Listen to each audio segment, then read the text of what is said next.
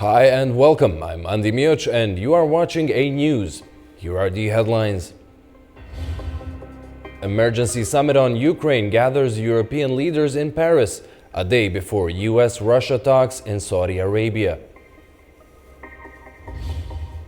Israeli hostages' families mark 500 days of captivity. Congo crisis deepens as rebels advance into Bukavu.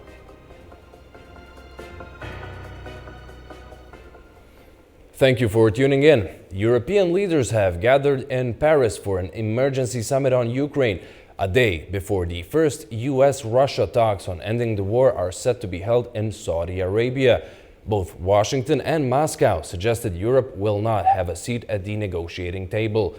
French President Emmanuel Macron invited the leaders of Britain, Germany, Poland, Italy, Spain, the Netherlands and Denmark, as well as the chiefs of the European Commission, European Council and NATO. According to the Élysée Palace, Macron spoke with US President Donald Trump ahead of the summit. Earlier, British Prime Minister Keir Starmer said he's ready to deploy British peacekeeping troops to Ukraine when the war ends. After the summit that lasted just over 2 hours, German Chancellor Olaf Scholz said that no dictate can be imposed on Ukraine and stressed that Europe should continue to support Kyiv, adding that there should be no split between the US and Europe on responsibility for Ukraine's security. Meanwhile, Ukraine's President Volodymyr Zelensky is in the Middle East, but has not been invited to talks in Saudi Arabia between Russia and the United States. He started his trip in the United Arab Emirates, where he thanked Abu Dhabi for its help in organizing prisoner swaps with the Russians. Stuart Smith brings more from Kyiv.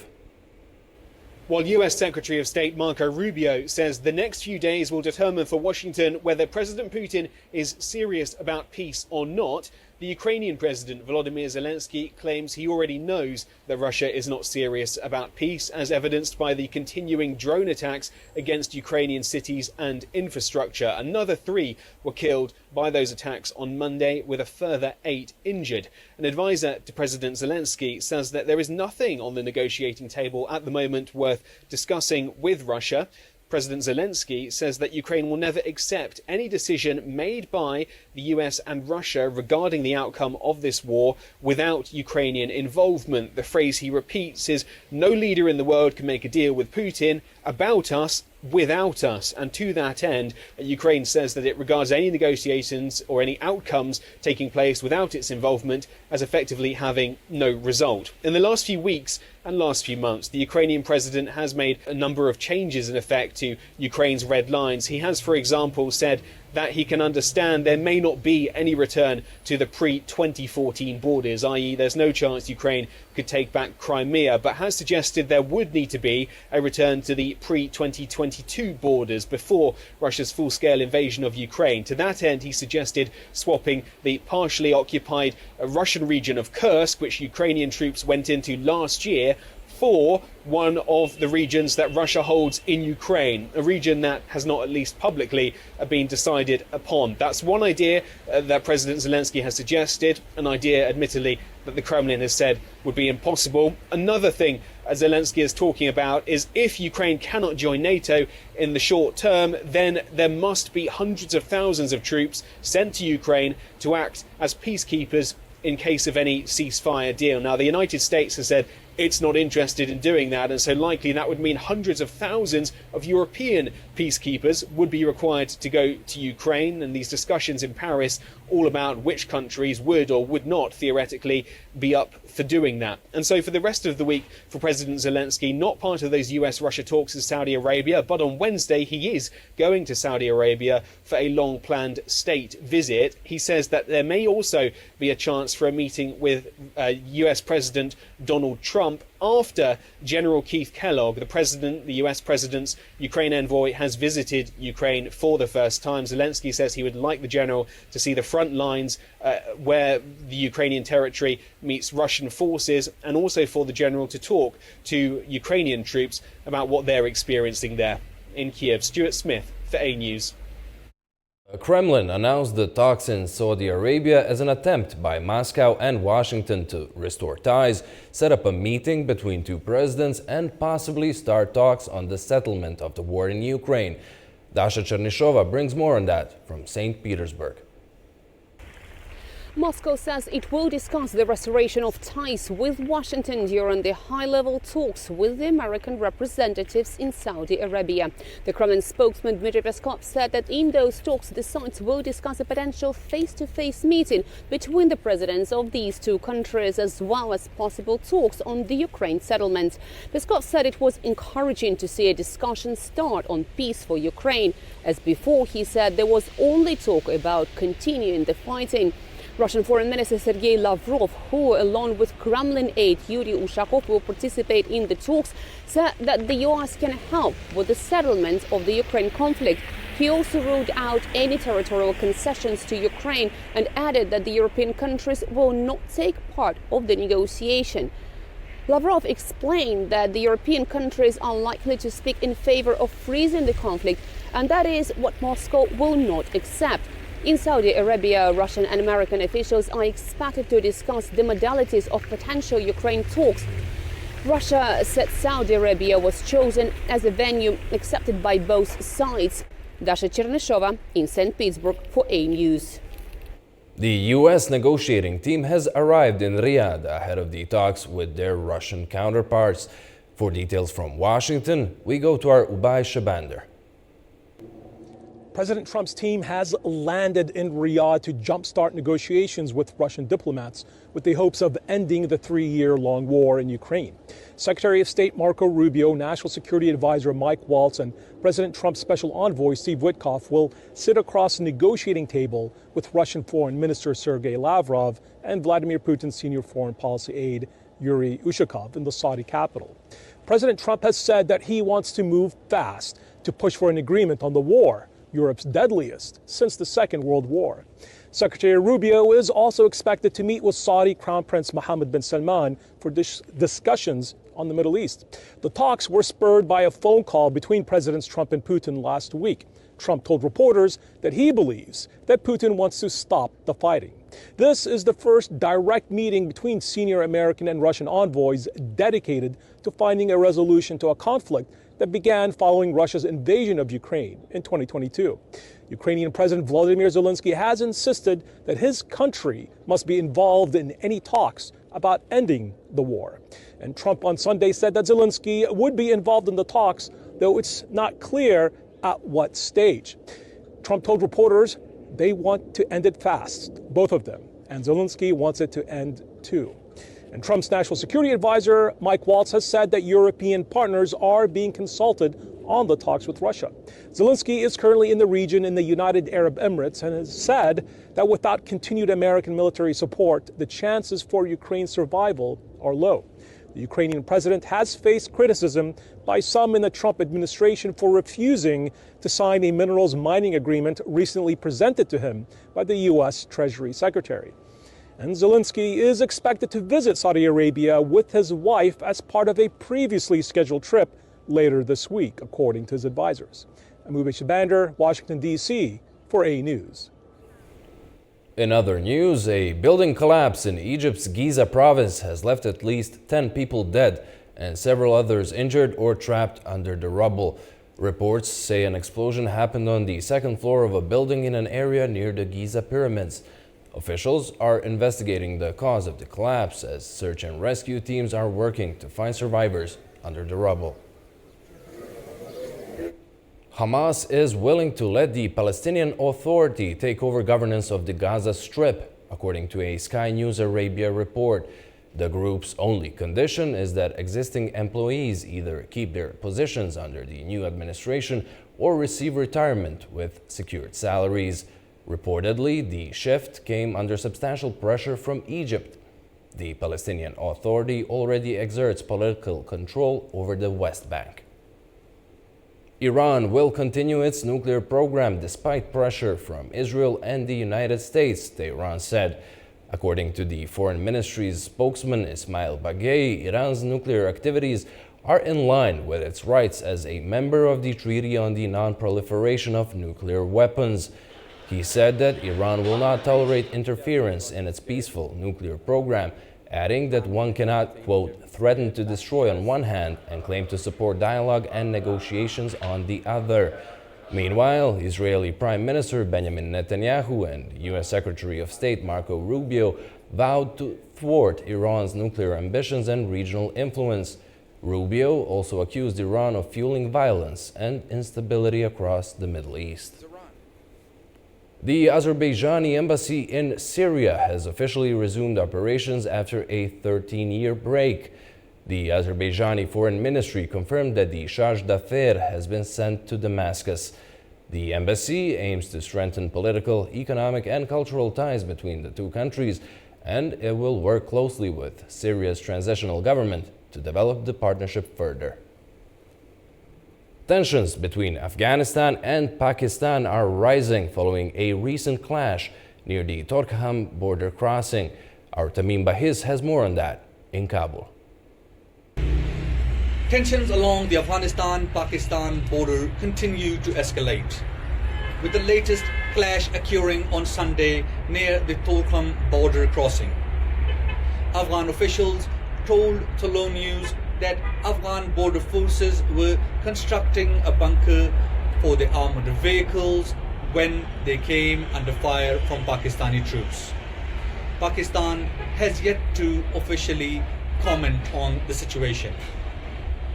This is just the latest in a series of border skirmishes that have intensified since the Taliban returned to power in 2021. Adding to the strain is Pakistan's large-scale repatriation of Afghan refugees. Since the crackdown began in 2023, the Associated Press reported that nearly 800,000 Afghan have been repatriated.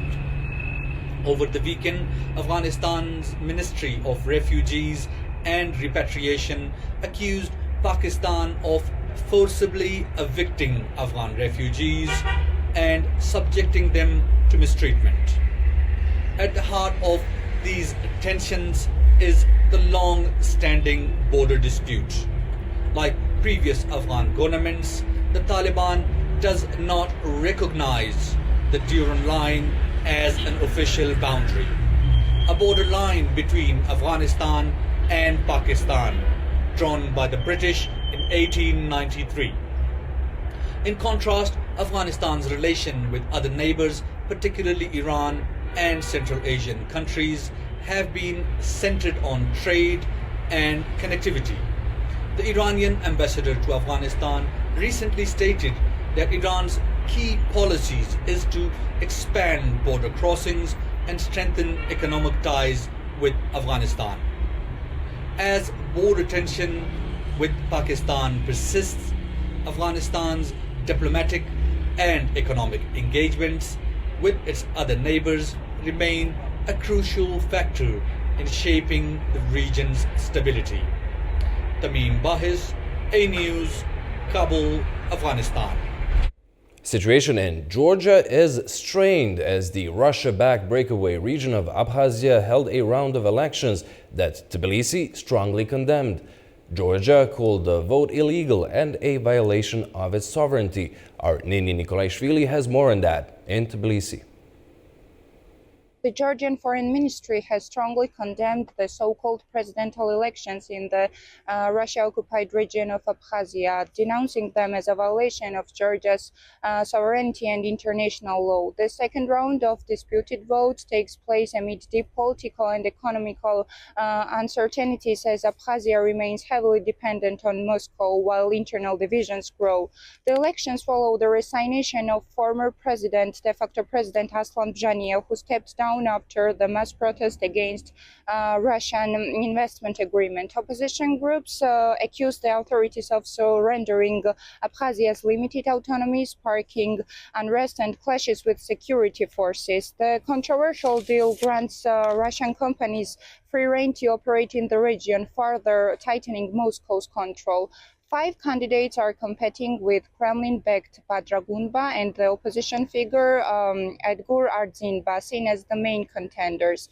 Gunba, acting as the de facto president since Bzhania's resignation, has received direct support from Russian officials. On the other hand, Ardzinba, despite his opposition stance, has sought to strengthen ties with Moscow in order to dismiss the accusations of Russophobia. Abkhazia, a breaking away region of Georgia, declared independence following the 1992-1993 war, which resulted in thousands of deaths and displacement of over 250,000 ethnic Georgians. Despite of a ceasefire agreement, the tension still remains high, with Russia maintaining a military presence in the region and recognizing independence of Abkhazia after the 2008 Russia-Georgia war. The international community continues to support Georgia's territorial integrity, viewing Abkhazia as a part of Georgia under Russia's military occupation. Georgia has rejected the elections as illegal, stressing that any so-called voting in the Russia-occupied territory has no legal standing. Tbilisi has called on international community to condemn this process, warning that these actions further entrench Russian influence in the region. With mounting internal discontent and Moscow's firm grip on Abkhazia's political and economical affairs, the region remains a focal point in the broader geopolitical struggle. I'm Nina Nikolaishvili reporting from Tbilisi, News. Over in Jerusalem, families of Israeli hostages marked 500 days of their captivity. They rallied outside the Hostages and Missing Families Forum tent before marching to the Knesset, calling for the immediate release of all remaining hostages.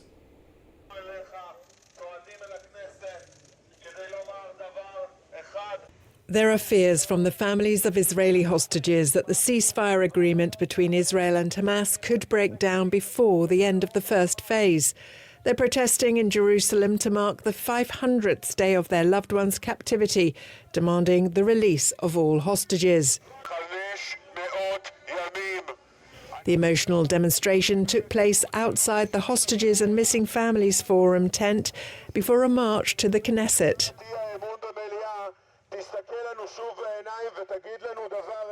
This is the morning of the 500th day that the hostages are still in Gaza.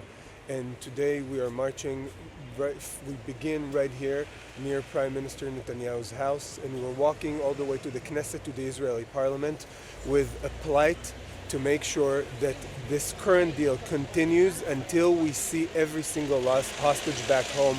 Now, the fact that it's 500 days is unimaginable.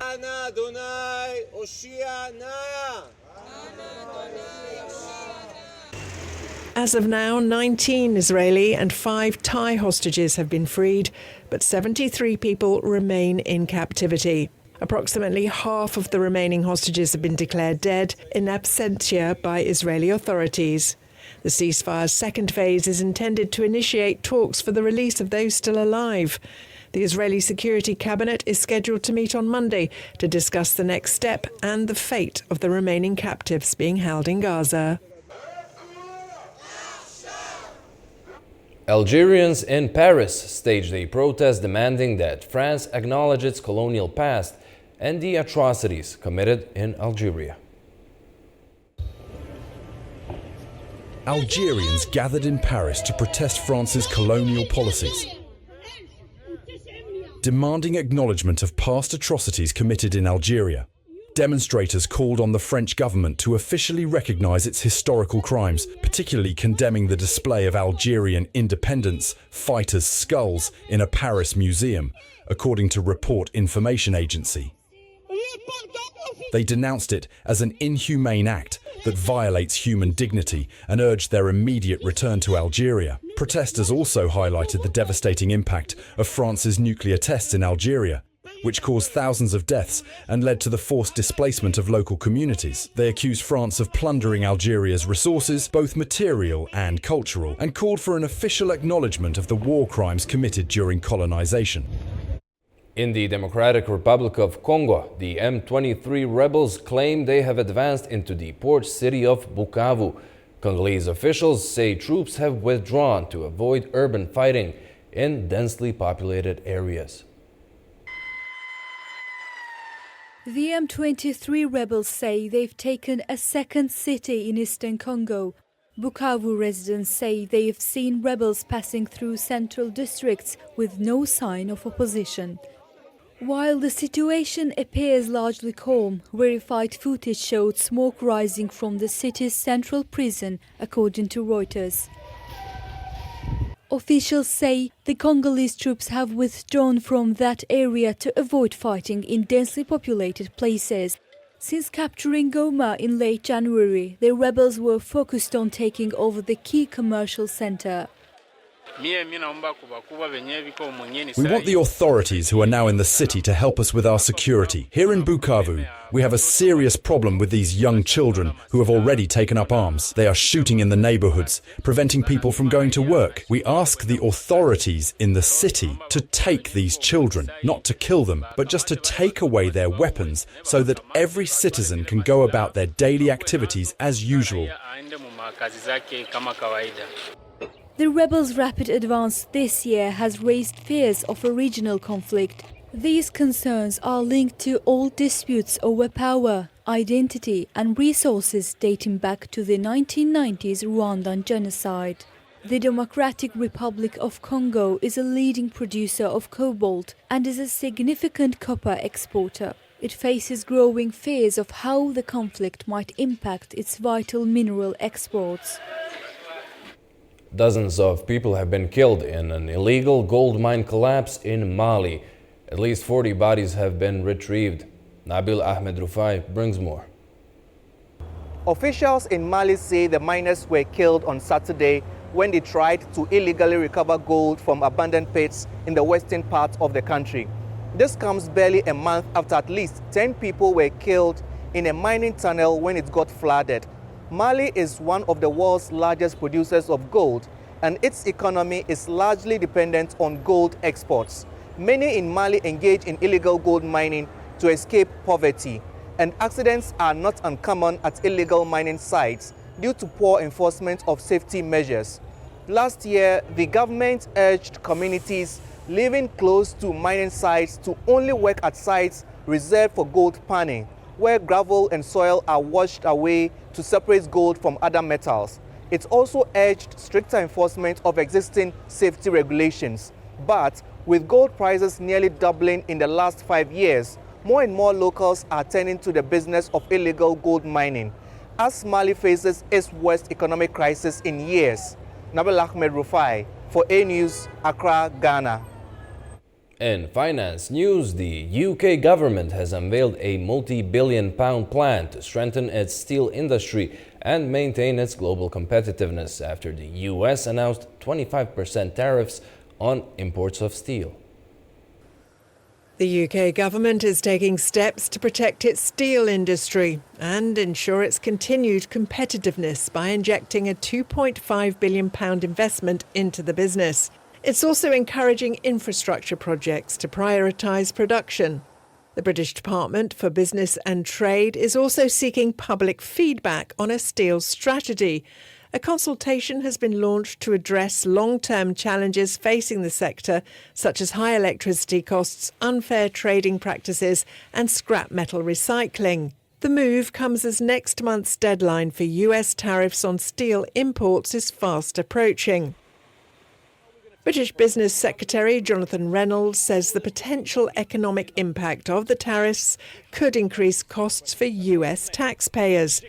Reynolds proposes that the UK and US have a mutual interest in negotiating an exemption. This is especially relevant as the UK supplies specialised steel products such as submarine casings from Sheffield for the United States. There are concerns the US tax hikes could severely damage the UK steel sector, which contributes £400 million annually to transatlantic trade. While the US market represents 10% of UK steel exports, it remains vital for specialised producers. The US tariffs are set to take effect on the 12th of March, and President Donald Trump has insisted they will be enforced without exceptions or exemptions. India's aerospace industry is surging as companies like Airbus, Collins Aerospace and Rolls-Royce increase parts sourcing and encourage local firms to develop their capabilities further. India's emerging aerospace industry is experiencing significant growth, driven by major companies like Airbus, Collins Aerospace, Pratt & Whitney, and Rolls-Royce, which are increasing parts sourcing from the country, according to industry insiders. Bengaluru-based Hikal Technologies is one of the companies benefiting from this growth. A supplier to major players like Raytheon Technologies and Boeing, Hikal aims to boost revenue from its aerospace division to 5 billion rupees, which approximately makes around $57 million within the next 3 years, as stated by the company's joint managing director. The Aerospace India Association projects India will capture 10% of the global aerospace supply chain by 2033 as the market hits $250 billion annually. CEO of Amado Tools highlighted India's resources, large population and technical expertise, noting the global trust global players now place in Indian suppliers. Now there is a lot of trust that is being placed by the global players in Indian supplies, which was not a case many years back.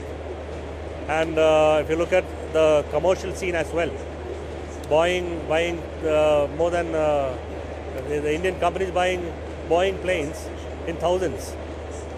Both Airbus and Boeing aircrafts are being bought in thousands, which was not the scene a few years back. Indian firms, once limited to supplying parts for the $180 billion global aerospace industry, are now advancing to higher value tasks such as design, engineering, and system integration. Last week, the Ministry of Civil Aviation held a closed-door meeting with industry executives and associations to further discuss the industry's growth and challenges.